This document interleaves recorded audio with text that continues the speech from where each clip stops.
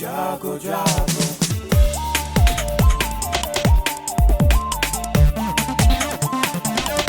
Radio जागो जागो radio जागो 90.4 FM। नमस्कार, ये रेडियो जागो 90.4 FM है।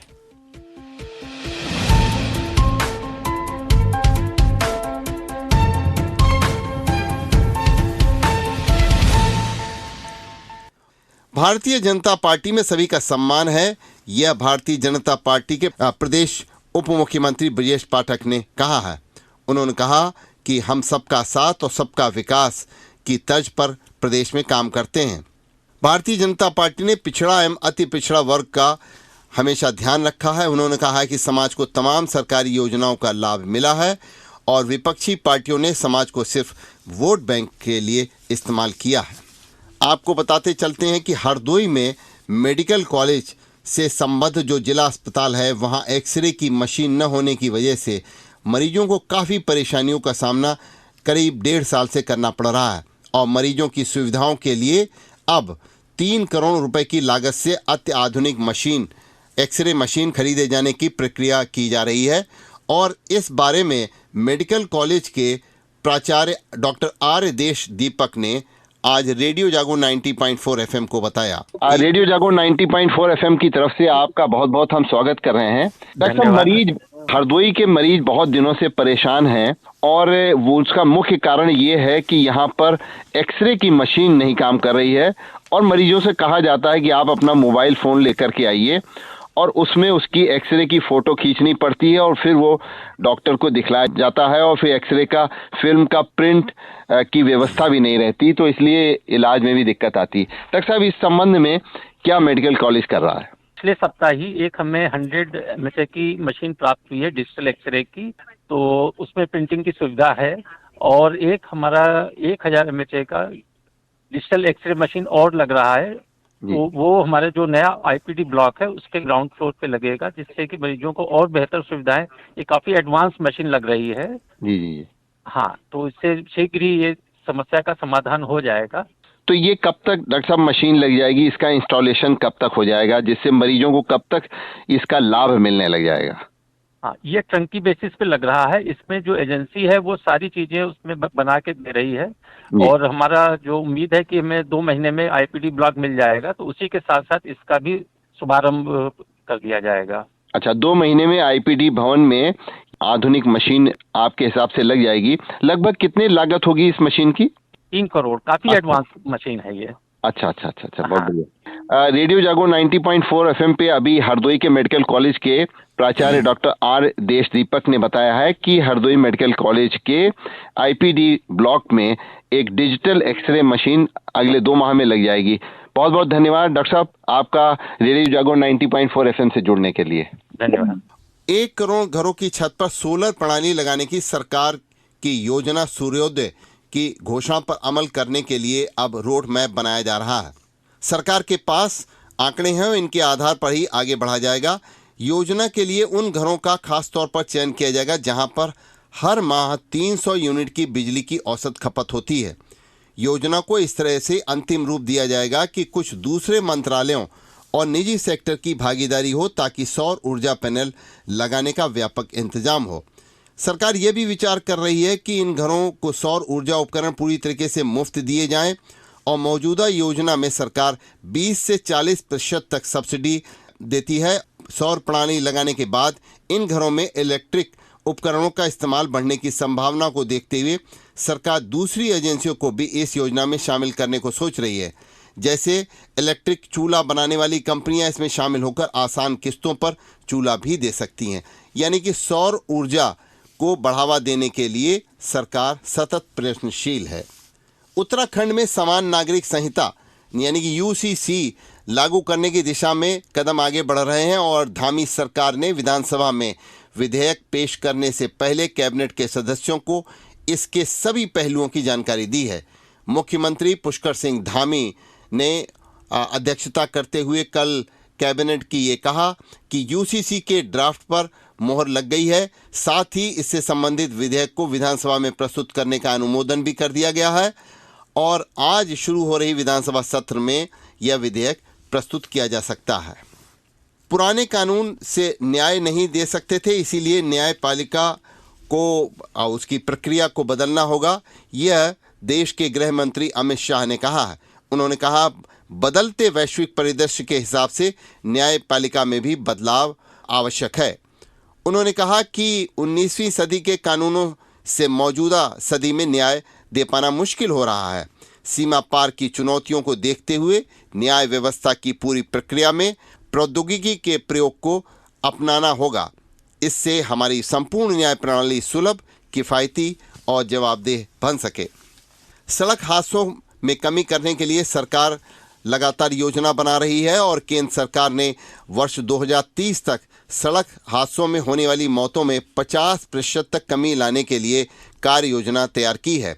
क्योंकि जिस रफ्तार से इस दिशा में कार्य हो रहा है उसमें हादसे के बढ़ने का रुझान लगातार दिख रहा था, इसीलिए अभी सड़क सुरक्षा माह मनाया जा रहा है। इस पर कार्य कर रहे संगठनों एवं विशेषज्ञों का कहना है कि 2022 के आंकड़े बताते हैं कि देश में सड़क हादसों में 11.9% की बढ़ोतरी पिछले दिनों हुई है। इस वर्ष के दौरान 4,61,312 हादसे दर्ज किए गए हैं। 2021 की तुलना में मौतों के मामले में 9.4 तथा घायल होने वालों की संख्या में 15.3% की बढ़ोतरी हुई है। यह स्थिति तब है जब दुनिया में सड़कें हादसों में कमी का रुझान दिखला रही हैं। विश्व स्वास्थ्य संगठन एवं संयुक्त राष्ट्र की एक साझा रिपोर्ट के अनुसार 2010 की तुलना में दुनिया में सड़क हादसों में होने वाली मौतों की संख्या 11.9 लाख के करीब है तथा इसमें करीब 5% की कमी दर्ज की गई है। लेकिन भारत के संदर्भ में यह कमी नहीं दिखलाई पड़ रही। भारत में प्रतिदिन 1,264 सड़क हादसे होते हैं, जिसमें 462 लोगों की जान चली जाती है। यानी कि प्रति घंटे की अगर हम बात करें तो यह 53 हादसे हैं और 19 मौतें प्रति घंटा हो रही हैं। सरकार इस बात को लेकर के चिंतित है। उत्तर प्रदेश के शहरों में कामकाजी महिलाएं रहने के लिए उनको जो परेशानी होती है उसके लिए सरकार सहूलियत देने की बात कर रही है और शहर में कामकाजी महिलाओं को नगर विकास विभाग कम किराए पर छात्रावास की सुविधा देने के लिए विचार कर रहा है। इसके लिए वित्तीय वर्ष 2024-25 में 500 करोड़ रुपए की मांग की गई है। इसके साथ ही convention centre, park, multi level car parking, plaza के साथ ही स्पोर्ट्स कॉम्प्लेक्स की सुविधा भी दी जा सकती है। यानी कि इस आने वाले बजट में लगभग 500 करोड़ रुपए की इस योजना को मूर्त रूप देने के लिए आवश्यकता होगी, जिसके लिए सरकार काम कर रही है। सस्ते में अब शहरों में कामकाजी महिलाओं को इसका रहने की व्यवस्था मिलेगी। कुछ महिलाएं शहरों में अकेले भी रहती हैं, ऐसे में वर्किंग वुमेन हॉस्टल बनाने की भी योजना सरकार बना रही है। साथ ही नगर विकास विभाग हर शहर में एक बड़े कन्वेंशन सेंटर का निर्माण भी कराएगा। इसे सरकारी कार्यक्रमों के लिए, साथ ही शादी व अन्य योजनाओं के लिए भी कम किराए पर दिया जा सकेगा। इसके साथ ही जहां पर निकाय की ज़मीनें पड़ी हैं वहां पर पार्क की सुविधा दी जाएगी। इसके अलावा शहरों के लिए स्ट्रॉन्ग वाटर ड्रेनेज प्लान भी तैयार किया जा रहा। यानी कि जल भराव के समाधान के लिए राज्य सेक्टर के तहत पानी की निकासी और जल प्लावन नियंत्रण योजना के लिए भी 500 करोड़ रुपए की मांग करी है और इस पैसे से केंद्र सरकार के राष्ट्रीय आपदा प्रबंधन प्राधिकरण के शहरी बाढ़ प्रबंधन के आधार पर बाढ़ की समस्या का समाधान कराने पर भी सरकार विचार कर रही है।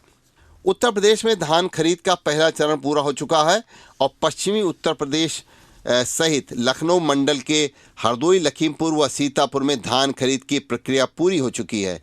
इन मंडलों से जुड़े 32 जिलों के लिए धान की खरीद 1 अक्टूबर से शुरू हुई थी। वहीं पूर्वी उत्तर प्रदेश में धान क्रय 29 फरवरी तक चलेगा।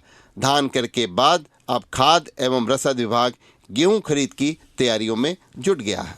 हरदोई में विकास भवन सभागार में कल नागरिक पंजीकरण प्रणाली की प्रशिक्षण कार्यशाला का आयोजन किया गया, जिसकी अध्यक्षता जिला विकास अधिकारी अरविंद कुमार ने की और उन्होंने ग्रामों व नगरीय निकायों में 100% जन्म व मृत्यु पंजीकरण कराने के निर्देश दिए और लापरवाही उजागर होने पर संबंधित सचिवों पर पेनाल्टी लगाई जाने की भी उन्होंने बात कही। हरदोई में प्रधानमंत्री श्री विद्यालयों में बढ़ेगी खेल सुविधाएं। और जनपद की परिषदीय विद्यालयों के विद्यार्थी खेल मैदान में अब अपना हुनर दिखाएंगे। विद्यालयों में बच्चों को पढ़ाई के साथ साथ खेल में भी हाथ आजमाने का मौका मिलेगा। इसके लिए जिले में चयनित पीएम श्री विद्यालयों में ये खेल सुविधाएं प्रदान की जाएंगी। कल लखनऊ में पुरानी पेंशन बहाली को लेकर अटेवा की ओर से run for OPS old pension scheme आयोजित की गई, जिसमें कर्मचारियों ने ताकत झोंकी, पसीना बहाया और पुरानी पेंशन बहाली को अपना हक बताया। अटेवा की ओर से डॉक्टर भीमराव अंबेडकर पार्क गोमती नगर से यह दौड़ आयोजित की गई।